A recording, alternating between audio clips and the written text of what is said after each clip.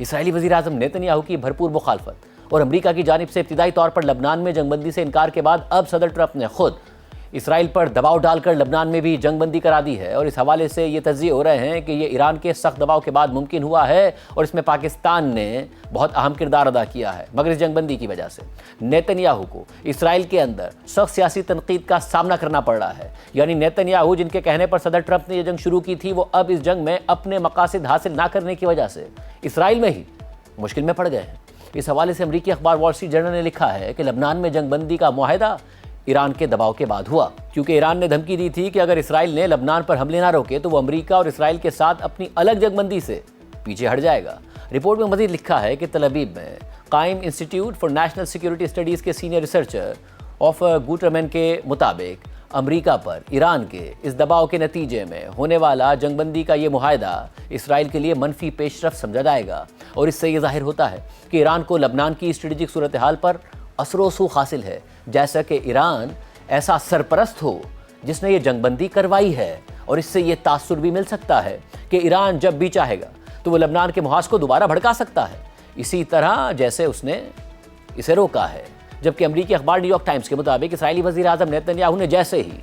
اسرائیل اور لبنانی گروپ حزب اللہ کے درمیان 10 دن کی جنگ بندی کی تصدیق کی تو انہیں اسرائیل میں اپنے سیاسی مخالفین کی تنقید کا سامنا کرنا پڑ گیا، اور اس صورتحال نے نیتن یاہو کو مشکل پوزیشن میں ڈال دیا ہے۔ ایک طرف انہیں امریکی دباؤ کا سامنا ہے، جبکہ دوسری طرف حزب اللہ کو مکمل طور پر ختم کرنے کا نیتن یاہو کا مقصد اور دعویٰ پورا نہیں ہوا، جس پر انہیں اپنے اتحادیوں اور ناقدین دونوں کی جانب سے سخت تنقید کا سامنا کرنا پڑ رہا ہے۔ اسرائیل میں دائیں بازو کی اپوزیشن جماعت کے رہنما ایوگڈور لائبرمین نے اس جنگ بندی کو شمالی اسرائیل کے رہائشیوں کے ساتھ غداری قرار دے دیا، جن میں سے بہت حزب اللہ کے حملوں کی وجہ سے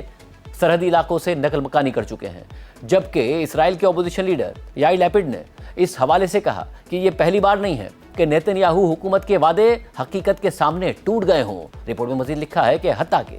نیتن یاہو کی اپنی قدامت پسند جماعت کے اندر سے بھی ان کے اس فیصلے پر دبے الفاظ میں تنقید کی گئی ہے۔ نیتن یاہو کی جماعت کے کچھ اراکین نے سوال اٹھا دیا ہے کہ کیا لبنانی حکومت حزب اللہ کی طرف سے بات چیت کر سکتی ہے جس پر اس کا کنٹرول ہی نہیں ہے۔ لبنان کی سرحد کے ساتھ واقع متعدد اسرائیلی علاقوں کے ایک گروپ کے سربراہ موش ڈیویڈووچ نے نیتن یاہو کے اس فیصلے پر سخت تنقید کرتے ہوئے کہا کہ معاہدے واشنگٹن میں بیٹھے لوگ کرتے ہیں، لیکن اس کی قیمت یہاں خون، تباہ شدہ گھروں اور برباد کمیونٹیز کی صورت میں ادا کی جاتی ہے۔ اس ساری صورتحال میں یہ رپورٹ بھی سامنے آ رہی ہے کہ لبنان میں جنگ بندی کے لیے امریکی نائب صدر